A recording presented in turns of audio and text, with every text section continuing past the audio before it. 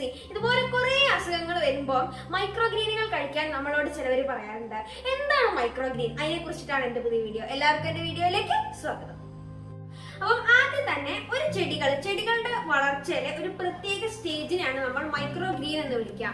അതായത് ഒരു ചെടിയുടെ വിത്ത് മുളച്ചിട്ട് അതിന് 2 സെറ്റ് ഇലകൾ വരുമ്പം, പയർ പോലുള്ള ചില ചെടികൾക്ക് 1 സെറ്റ് ഇലകൾ വരുമ്പം ഈ ഒരു സ്റ്റേജിനെ നമ്മൾ മൈക്രോഗ്രീൻ എന്ന് വിളിക്കും.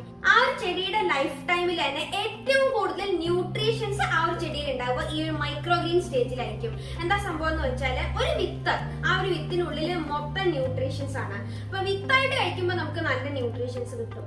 വിത്ത് മുളച്ചിട്ട് അത് മൈക്രോഗ്രീൻ എന്ന സ്റ്റേജ് എത്തുന്നത് വരെ അത് ന്യൂട്രീഷൻസ് ഉണ്ടാക്കിക്കൊണ്ടേയിരിക്കും. അങ്ങനെ ഉണ്ടാക്കി മൈക്രോഗ്രീൻ എന്ന സ്റ്റേജ് എത്തുമ്പം അത് ന്യൂട്രീഷൻസിന്റെ പീക്ക് ലെവലിൽ എത്തിയിരിക്കുകയാണ്. എന്നിട്ട് അതുവരെ ഉണ്ടാക്കിയ ന്യൂട്രീഷൻസ് പിന്നെ ആ ഒരു ചെടി വളരാൻ വേണ്ടി ഉപയോഗിക്കും. സാധാരണ നമ്മൾ മൈക്രോഗ്രീൻ ബെഡുകളിലാണ് വളർത്തുക. ഈ ഒരു മൈക്രോഗ്രീൻ ബെഡ് ഒരു ട്രേ ആണ്. ആ ട്രേയിൽ കുറച്ച് പാകത്തിന് മണ്ണൊക്കെ ഉണ്ട്. എന്നാൽ മൈക്രോഗ്രീൻ ബെഡിന് സാധാരണ ഭയങ്കര വിലയാണ്. മിക്കതിനും 8000 രൂപ വരെ ഒരു മൈക്രോഗ്രീൻ ബെഡിന് വരാറുണ്ട്. എന്നാൽ ഇതൊന്നും ഇല്ലാതെ തന്നെ നമ്മുടെ വീട്ടിൽ നമുക്ക് മൈക്രോഗ്രീൻ വളർത്താൻ പറ്റും. അപ്പൊ ഞാൻ അതിന് വേണ്ടിയിട്ട് ഒരു ചിരട്ട എടുത്തിട്ടുണ്ട്. ആ ഒരു ചിരട്ടേന്റെ മുകളില് ഞാനൊരു തുണി വെച്ച് കെട്ടിയിട്ട് ഒരു റബ്ബർ ബാൻഡ് അതിന് മുകളിൽ ഇട്ട് കൊടുത്തിട്ടുണ്ട്. ഞാനിപ്പോൾ ബ്ലാക്ക് തുണി എടുത്തിട്ടുള്ളത് വേര് വളരുമ്പം വേരായിട്ട് കോൺട്രാസ്റ്റ് കിട്ടാൻ വേണ്ടിയിട്ടാണ്. അപ്പോൾ നിങ്ങൾക്ക് വേണേൽ ബ്ലാക്ക് അല്ലാതെ ഏത് കളർ വേണേലും എടുത്തിട്ട് ഉണ്ടാക്കാൻ പറ്റും. അപ്പോൾ ഈ കോട്ടൺ തുണിക്ക് പകരം വേണേൽ ചണച്ചാക്കോ അതല്ലെങ്കിൽ ടിഷ്യൂ പേപ്പർ വെച്ചിട്ടും ഈ സാധനം ചെയ്യാൻ പറ്റും. അതിനുശേഷം ചിരട്ടകൾ ഈ ട്രേയിലോ അല്ലെങ്കിൽ ഈ കമ്പുകൾ ഇങ്ങനെ ഒന്ന് കെട്ടിയിട്ട് ഇങ്ങനെ കെട്ടിയതിലും മുകളിലോ നമുക്ക് ചിരട്ടകളെ വെക്കാം.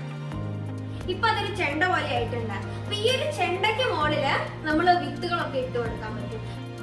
അപ്പൊ ഇത് ഞാൻ 16 ഡിഫറെന്റ് ടൈപ്സ് വിത്തുകൾ മൈക്രോഗ്രീൻ ആയിട്ട് പാകിയതാണ് ഇപ്പൊ കാണുന്നത്. അപ്പൊ വിത്തുകളൊക്കെ ഇട്ടാല് എന്നിട്ട് ഇടയ്ക്കിടയ്ക്ക് ആ ഒരു വിത്തിന് ഓരോരോ സ്പ്രേ, ഇങ്ങനെ വെള്ളം സ്പ്രേ ചെയ്ത് കൊടുത്താല് ആ ഒരു അവിടെ കിടന്ന് വിത്ത് മുളയ്ക്കും. അപ്പൊ 3rd ഡേ ആയപ്പോഴേക്കും ചെറുപയർ നന്നായിട്ട് വളർന്ന് ഇലകൾ വരാൻ തുടങ്ങി. തൊട്ട് പിന്നിൽ തന്നെ മുതിരയുണ്ട്, അതിന്റെ പിന്നിൽ വൻപയറും ഉണ്ട് വളർച്ചയുടെ കാര്യത്തിൽ. 5th ഡേ ആയപ്പോഴേക്കും ചെറുപയർ നന്നായിട്ട് വളർന്നിട്ട് മൈക്രോഗ്രീൻ ആയിട്ടുണ്ട്.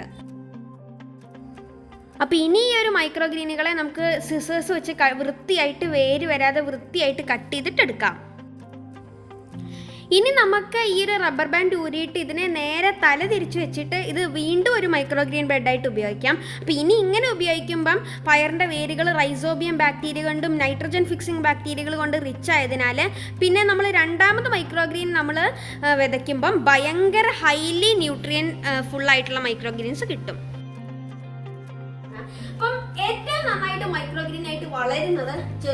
ഇത് ഞാൻ വിതച്ച 16 മൈക്രോഗ്രീനുകൾ വലുതായിട്ട് കാണുന്നതാണ്. അപ്പൊ ഇതിൽ ചെറുപയർ, വൻപയർ, മുതിര, ചീര, കടല, മത്തൻ, ഗോതമ്പ്, നെല്ല്, അങ്ങനെ കുറെ ഡിഫറെന്റ് 16 ടൈപ്പ് മൈക്രോഗ്രീനുകൾ ഉണ്ട്. ചില ന്യൂട്രിയൻസ് മൈക്രോഗ്രീൻ എന്നിട്ടുള്ള ആ ഒരു സ്റ്റേജിൽ സാധാരണ ആ ഒരു ചെടിയിൽ ഉണ്ടാകുന്ന എമൗണ്ടിന്റെ 40 ഇരട്ടിയോളം ഉണ്ടാവും. കോളിഫ്ലവർ, ബീട്രൂട്ട് തുടങ്ങി നിരവധി വിത്തുകൾ മൈക്രോഗ്രീൻ ആക്കാറുണ്ടെങ്കിലും നമ്മുടെ നാട്ടിൽ സുലഭമായിട്ട് കിട്ടുന്ന വിത്തുകൾ ഉപയോഗിക്കുന്നതാണ് എളുപ്പം.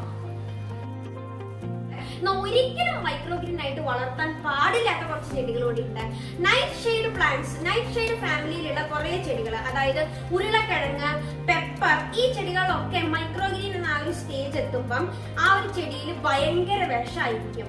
അപ്പൊ അതും ഈ ഒരു കാരണം കൊണ്ട് തന്നെ പെപ്പർ, ഉരുളക്കിഴങ്ങ്, തക്കാളി എന്നീ പ്ലാന്റ്സുകളൊന്നും മൈക്രോഗ്രീൻ ആയിട്ട് കഴിക്കാറില്ല. ഈ മൈക്രോഗ്രീനുകൾ ഹോട്ടലിൽ ഗാർണിഷ് ചെയ്യാൻ വേണ്ടിയിട്ടും ഇതൊന്നും ഇല്ലെങ്കിൽ ഊത്തപ്പൊക്കെ ഉണ്ടാക്കാനും ഇതൊന്നും ഇല്ലെങ്കിൽ ഷെയ്ക്ക് ആക്കിയിട്ട് കുടിക്കാനും ഒക്കെ മൈക്രോഗ്രീൻ ഉപയോഗിക്കാറുണ്ട്. അപ്പൊ ഞാൻ മൈക്രോഗ്രീനെ കുറിച്ചിട്ട് 2 വർഷം മുമ്പ് ഒരു വീഡിയോ ഇട്ടിരുന്നു. അപ്പൊ ആ വീഡിയോയുടെ ലിങ്ക് ഞാൻ ഡിസ്ക്രിപ്ഷൻ ബോക്സിൽ കൊടുത്തിട്ടുണ്ട്. അപ്പൊ നിങ്ങൾക്ക് വീഡിയോ ഇഷ്ടമായെങ്കിൽ ലൈക്ക് ചെയ്യുക. ഇതുപോലത്തെ വീഡിയോകൾ ലഭിക്കാൻ ചാനൽ സബ്സ്ക്രൈബ് ചെയ്യുക. അടുത്തിടും വരെ ബൈ.